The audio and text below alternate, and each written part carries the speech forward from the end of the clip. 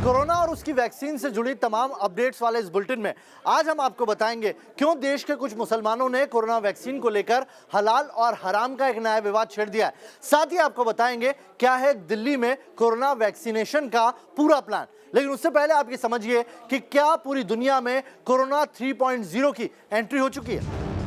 पूरी दुनिया में साल 2021 के स्वागत की तैयारी और क्रिसमस के जश्न पर मानो ब्रेक लग गया।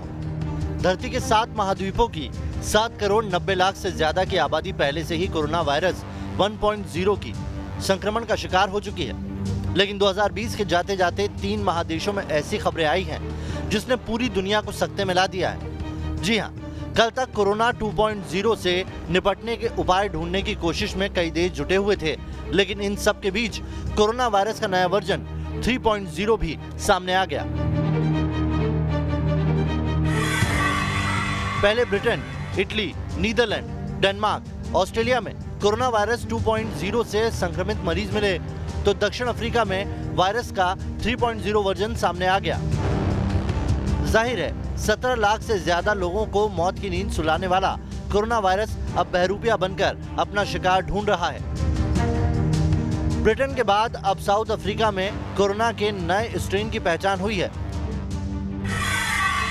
दक्षिण अफ्रीका में कोरोना का नया वेरिएंट पूर्वी कैप में मिला है और क्वाजुलू नताल और वेस्टर्न कैप भी इससे प्रभावित हैं। दक्षिण अफ्रीका में कोरोना का जो नया वेरिएंट सामने आया है वो ब्रिटेन में मिले नए स्ट्रेन से पूरी तरह से अलग है।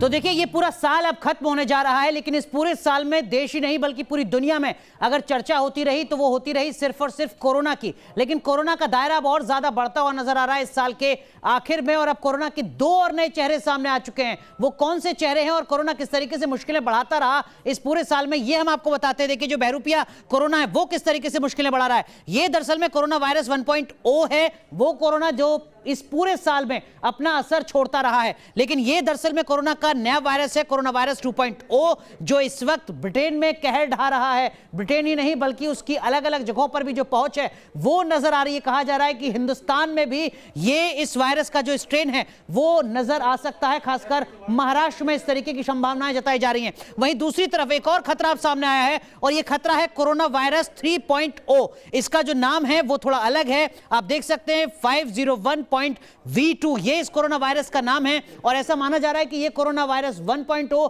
2.0 से भी ज्यादा खतरनाक है। लेकिन इन सब में अंतर क्या है ये हम आपको बताते हैं। देखिए, जो पहला है कोरोना वायरस वो दरअसल में वुहान से शुरू होता है, चीन की एक लैब से शुरू होता है। इस तरीके के सवाल लगातार उठाए जा रहे हैं। दिसंबर 2019 में इसकी शुरुआत होती है। जो कोरोना वायरस है, कोरोना वायरस 2.0, ये कहां से शुरू होता है, इसकी पहुंच जो है, इसकी उपस्थिति वो आती है सामने ब्रिटेन से, लंदन से। इसी साल 2020 में 1 साल का फासला है कोरोना वायरस 1.0 और कोरोना वायरस 2.0 के बीच में। लेकिन ये जो कोरोना वायरस 3.0 है, ये देखिए, ये दक्षिण अफ्रीका से नजर आता है। दक्षिण अफ्रीका से इसकी शुरुआत होती है और ये भी इसी साल यानी 2020 में ही सामने आया है। अंतर क्या है इनमें ये भी हम आपको बता देते हैं। देखिए, जो कोरोना वायरस 1.0 है इसमें क्या कुछ है, इसके 3 टीथ बताए जा रहे हैं, जो तमाम जानकारियां जो रिसर्च अब तक सामने आई हैं। इसके अलावा और क्या कुछ खास है ये भी हम आपको बताते हैं। कोरोना वायरस 2.0 में क्या कुछ है, यहां पर 5 टीथ बताए जाते हैं। तो देखिए किस तरीके से जो खतरा है, किस तरीके से जो दायरा है वो यहां पर बढ़ता हुआ नजर आ रहा है। और कोरोना वायरस 3.0 में जो वैज्ञानिक हैं वो अभी जांच में जुटे हुए हैं, क्योंकि अभी शुरुआती वक्त है। इसी महीने ये कोरोना का 3रा चरण सामने आया है। लेकिन इन सब के बीच और क्या कुछ अपडेट है देखिए, वो भी हम आपको बता दें।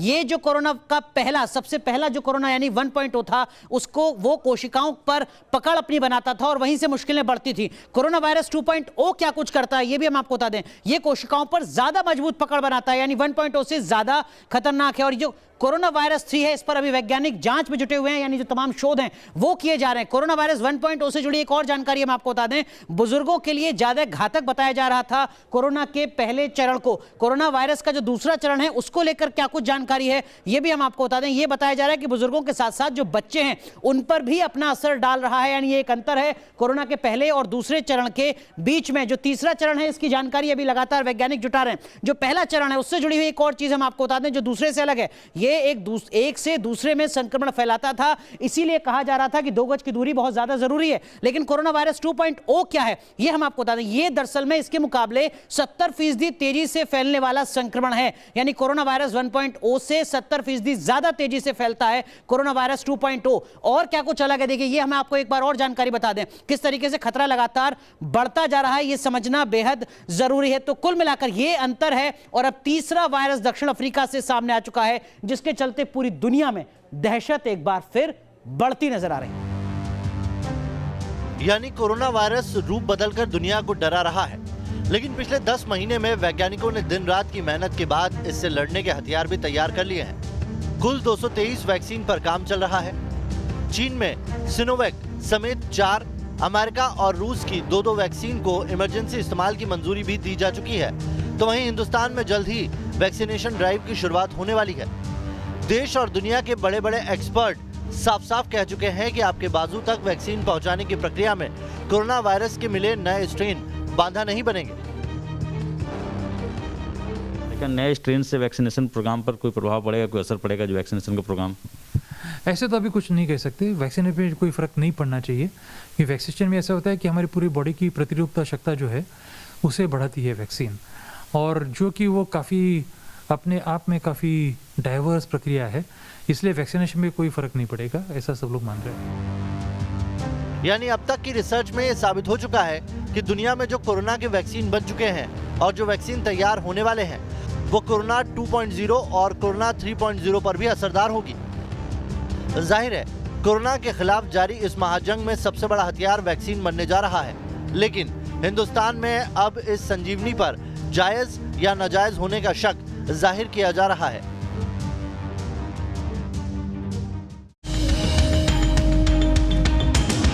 हिंदुस्तान में कोरोना के खिलाफ बनी संजीवनी चंद दिनों में आपके बाजू तक पहुंचने वाली है। देश की राजधानी दिल्ली से लेकर दूर दराज के गांवों में इसे लेकर तैयारी चल रही है। जिन्हें वैक्सीन की पहली डोज दी जाने की है उसकी पूरी लिस्ट तैयार हो चुकी है। आपको दिल्ली में वैक्सीन को लेकर केजरीवाल प्लान की भी पूरी जानकारी देंगे आगे, लेकिन अब आपको दिखाते हैं किस तरह देश के वैक्सीन प्लान में धार्मिक आस्था के नाम पर पलीता लगाने की कोशिश हो रही है। यह है मुफ्ती मंजर हसन, मुंबई में रजा अकादमी नाम के बड़े मुस्लिम संगठन से जुड़े हैं। ये वो संगठन है जिसने 1988 में सैटनिक वर्सेस किताब के लेखक सलमान रुश्दी के खिलाफ फतवा जारी किया था। लेखिका तस्लीमा नसरीन के खिलाफ बड़े विरोध प्रदर्शनों को लेकर विवादों में रहा। यानी एक ऐसा संगठन जिस पर देश के मुसलमानों का बड़ा तबका आंख मूंद कर भरोसा करता रहा है। लेकिन इस बार इस संगठन की ओर से कोरोना वैक्सीन पर सवाल उठाए गए हैं। ये लोगों तक जो जानकारी आ रही है ये सोशल मीडिया ही के जरिए आ रही है, ये मीडिया ही के जरिए आ रही है। जिस तरह चाइना के वैक्सीन के बारे में ये है कि उसने जो वैक्सीन बनाई है उसमें सूअर की चर्बी मिली हुई है। मगर मैं आपको बताना चाह रहा हूँ, और ये मसला सिर्फ एक हिंदुस्तान का नहीं है, आज ये बीमारी पूरी दुनिया में, तो पूरी दुनिया को वैक्सीन की ज़रूरत है, दवाई की ज़रूरत है, रोकथाम के लिए हर चीज़ की ज़रूरत है। तो ये आवाज़ उठनी फितरी बात है। इसी सिलसिले में ये आवाज़ उठी है कि ये जायज़ है कि नाजायज़ है। कोरोना वैक्सीन को लेकर देश के इतने बड़े मुस्लिम संगठन की ओर से उठाए गए इस सवाल पर हमने सीधे अलग अलग शहरों के मुसलमानों से बात की।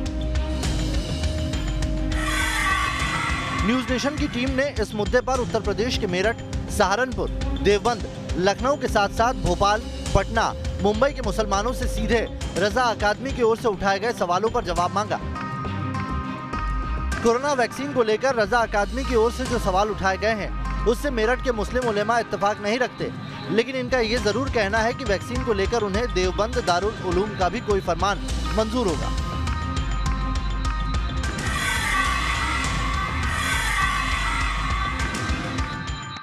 शेख साहब ने जो अब्दुल्ला साहब ने बयान दिया है, क्योंकि मुफ्ती हैं वो और आलिम हैं, तो मैं समझता हूँ जिस लिहाज से उन्होंने कहा है हम उनकी इस बात पर इत्तेफाक करेंगे।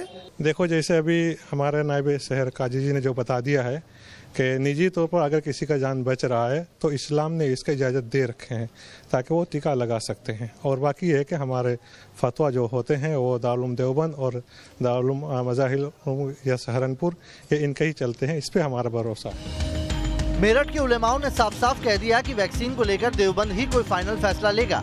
ऐसे में हमने रुख किया सहारनपुर का। यहाँ इस्लामी तालीम की शीर्ष संस्था दारुल उलूम के शहर देवबंद के उलेमाओं से कोरोना वैक्सीन की बात की। यहाँ हमें कुछ ऐसे उलेमा मिले जिन्होंने वैक्सीन की जांच करवाने की बात कही।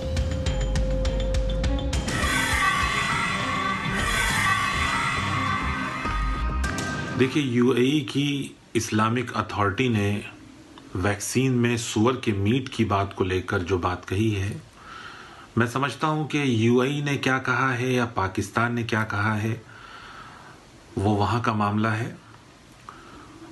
मैं तो सिर्फ इस पर यही कह सकता हूं कि अभी इंडिया में कोरोना वैक्सीन में किन चीज़ों का इस्तेमाल किया जा रहा है या किया जाएगा, इसकी मालूमात की जा रही है और अभी हमें इंतज़ार करना चाहिए कि कोरोना वैक्सीन आ जाए। और मैं यही मांग करूंगा कि इस वैक्सीन की जांच होनी चाहिए कि वाकई में ये अगर सूअर के गोश्त से बनाई जा रही है तो बिल्कुल जो है नाजायज़ और हराम है, और अगर सूअर का गोश्त इसके अंदर शामिल नहीं है और ये सही तरीके से बन रही है तो दुरुस्त है, इसको लगवा सकते हैं। जिस कोरोना वैक्सीन को तैयार करने में पूरी दुनिया के वायरोलॉजिस्ट पिछले 10 महीने से जुटे हुए हैं, 8 वैक्सीन को बनाने में उन्हें सफलता भी मिली, तो अब मुसलमानों का एक संगठन इस टीके की जांच करवाने की बात कह रहा है। यानी ये धार्मिक आस्था के नाम पर वैज्ञानिकों की दिन रात की मेहनत पर सवाल उठा रहे हैं। दरअसल पूरा मामला इन 2 शब्दों पर आकर फंसा हुआ है। आइए आपको बताते हैं क्या है ये शब्द और क्या है इसके पीछे का मकसद। हलाल और हराम दरअसल अरबी शब्द है ये दोनों। अरबी शब्द हलाल का मतलब होता है वैध और हराम का मतलब होता है अवैध। अब इन दोनों के पीछे क्या मान्यता है, क्या ट्रेडिशन है, वो बताते हैं। इस्लामिक कानून में जो भी हलाल है उसकी इजाज़त दी गई है और जो हराम है इस्लामिक में जो शरिया है उसमें उसे वर्जित करार दिया गया है, यानी कि हराम को आप इस्तेमाल नहीं कर सकते। खाने के सामान के लिए हलाल सर्टिफिकेट ज़रूरी होता है, वहीं बिना सर्टिफिकेट वाले तमाम खाने पीने की चीज़ें हराम मानी जाती है और उन पर पाबंदी लगी होती है। कॉस्मेटिक दवाइयों का भी हलाल सर्टिफिकेट ज़रूरी होता है। इस्लामिक देशों में इसका बहुत ज़्यादा प्रचलन है, जो भी चीज़ें इस्तेमाल में आती है वो हलाल सर्टिफिकेट के साथ आती है। तो वहीं बिना सर्टिफिकेट के कॉस्मेटिक और दवाइयों के इस्तेमाल पर भी पाबंदी है। ये माना जाता है कि वो हराम कैटेगरी में आएगी, यानी आप उसका इस्तेमाल नहीं कर सकते और इसीलिए ये सारा विवाद खड़ा हुआ है। आपने अब तक कोरोना वैक्सीन को लेकर मेरठ और देवबंद के मुसलमानों की बातें सुनी। अब आपको नवाबों के शहर लखनऊ के मुसलमानों की राय दिखाते हैं।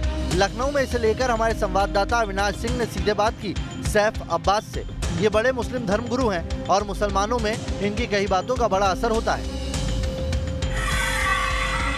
जहाँ तक हमारा जो इस्लाम को फॉलो करते हैं उनको इस बात को समझना चाहिए कि इस्लाम ने जान के तहफ़्फ़ुज़ और जान बचाने के लिए खुली छूट दे रखी है कि आपको कोई चीज़ भी अगर यूज़ करना है तो आप इस्तेमाल कर सकते हैं। और मैं समझता हूँ जो संयुक्त राष्ट्र की जो कमेटी है फतवा, इसने जो कहा है बिल्कुल सही बात कही है। मुसलमानों को कोई जो भी वैक्सीन बन के आए और हमारी सेहत के लिए, हमारे मरज़ के लिए कारामद है, मुसलमानों को लेना चाहिए। और जिस तरीके से कुछ लोग ये भरम फैला रहे हैं कि मुसलमानों को नहीं लेना चाहिए, मैं अफसोस जाहिर करते हुए उन लोगों की बात की निंदा करता हूँ। मुफ्ती वर्सेस मेडिकल साइंस पर छिड़ी जंग पर पटना, मुंबई, भोपाल के मुसलमानों की राय भी जानने की कोशिश की हमने। आपको दिखाएंगे आगे, लेकिन इस वक्त आपको बताते हैं टीम केजरीवाल का vaccine plan. CM Arvind Kejriwal ने 2 करोड़ से ज्यादा दिल्ली वालों को कोरोना से फुल प्रूफ करने का प्लान तैयार कर लिया है। पहली कैटेगरी में 3 लाख हेल्थ केयर वर्कर्स हैं, जबकि 6 लाख फ्रंटलाइन वर्कर्स दूसरी कैटेगरी में।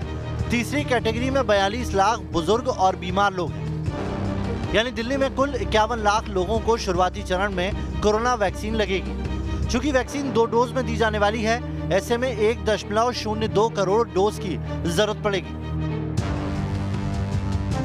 वैक्सीन अपने दिल्ली के लोगों को वैक्सीन देने के लिए पूरा इंतजाम कर लिया है। दिल्ली सरकार पूरी तरह से तैयार है। अरविंद केजरीवाल जो दावे कर रहे हैं उसकी जमीनी हकीकत की पड़ताल करने हम दिल्ली के ही राजीव गांधी सुपर स्पेशलिटी अस्पताल पहुंचे। यकीन मानिए यहाँ हमने जो देखा उससे ये तो साफ हो गया कि महज कोरोना वैक्सीन की मंजूरी का इंतजार है। मंजूरी मिलते ही वैक्सीन दिल्ली वालों के बाजू तक पहुंचने लगेगी।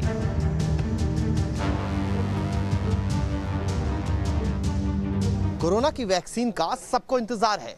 और ये वैक्सीन जब दिल्ली आएगी तो दिल्ली में कहाँ रखी जाएगी, ये पहली बार हम आपको दिखाने जा रहे हैं। ये राजीव गांधी जो सुपर स्पेशलिटी अस्पताल है उसकी बिल्डिंग है, यहीं पर वो दवाई वो वैक्सीन यहाँ पर रखी जाएगी, वैक्सीन को यहाँ पर रखा जाएगा और उसके लिए इंतजाम भी किए गए हैं। देख सकते हैं आप, इलेक्ट्रिक और सिविल वर्क जो है ऑलमोस्ट कंप्लीट कर लिया गया है। जैसे ही दवाई के जो पहली खेप जब आएगी तो उसको दिल्ली में यहाँ रखा जाएगा। यहाँ पूरा जो कैंपस है वो 2 फ्लोर में है और पूरे के पूरे कैंपस को डेडिकेट किया गया है। आप देख सकते हैं जो ये अस्पताल जिनके अंदर जो आपको फ्रिज नजर आ रहा है, ये रूम्स हैं, रूम्स में डेडिकेटेड फ्रिज लगाए गए हैं। ये फ्रिज जो है ये इसमें वैक्सीन रखी जाएगी और इंतजाम किए गए हैं कि जो वैक्सीन है उसका पूरी तरीके से इंतजाम किया जाए। दरअसल कोरोना वैक्सीन को लेकर तरह तरह की अफवाह वायरल हो रही है, जिनमें से एक ये है कोरोना वैक्सीन में पोर्क जिलेटिन का इस्तेमाल होता है। मुस्लिम समुदाय में इसे बड़ा मुद्दा बनाने की कोशिश हो रही है। मुस्लिम समुदाय और ऑर्थोडॉक्स यहूदियों के बीच पोर्क जिलेटिन बहस का मुद्दा बनता जा रहा है। भारत में भी मुस्लिम समुदाय के कई लोग धर्मगुरुओं से फतवा मांग रहे हैं, लेकिन एक ऐसा देश जहां 75% इस्लामिक आबादी है, उस देश की फतवा काउंसिल ने कोरोना वैक्सीन को लेकर बड़ी बात कही है। अगर कोई और विकल्प नहीं है तो कोरोना वायरस टीकों को इस्लामी पाबंदियों से अलग रखा जा सकता है, क्योंकि पहली प्राथमिकता मनुष्य का जीवन बचाना है। हालांकि हिंदुस्तान का रजा अकादमी वैक्सीन पर यूएई जैसे इस्लामिक देश के इस फतवे को बिना दिमाग वाला फैसला बता रहा है। यहाँ पर और मुल्कों की वैक्सीन मौजूद हैं, यानी ये अक्ल से परे बात कर रहे हैं। जब और मुल्कों की वैक्सीन मौजूद है कि जिसमें कोई नाजायज़ और हराम चीज़ शामिल नहीं की गई है, तो फिर उसके लेने की क्या ज़रूरत है? ये तो हराम को बढ़ावा देना हुआ। पूरा विवाद चीन के इसी सिनोवैक कोरोना वैक्सीन को लेकर है। चीन की इस वैक्सीन की डिमांड मुस्लिम राष्ट्रों में ज्यादा है, लेकिन इसके हलाल सर्टिफिकेशन को लेकर विवाद है। दावा है कि इसे हलाल सर्टिफिकेट नहीं मिला है। हालांकि हिंदुस्तान में हलाल सर्टिफिकेट को लेकर कोई कानून नहीं है, लेकिन वैक्सीन पर यहाँ विवाद शुरू हो गया है। हम बता दें कि अब तक हिंदुस्तान की सरकार ने सिनोवैक को लेकर कोई ऑर्डर नहीं दिया है और न ही वैक्सीन भारत के सहयोग से हमारे देश में बन रही है। ऐसे में सभी कोरोना वैक्सीन पर विवाद खड़ा करना बेईमानी है और ये सिर्फ देश में शुरू होने वाले वैक्सीनेशन प्रोग्राम को डिरेल करने की साजिश है। लेकिन 135 करोड़ हिंदुस्तानी इस साजिश को हर हाल में नाकाम कर कोरोना के खिलाफ जंग में बड़ी जीत हासिल करेंगे। Team news nation.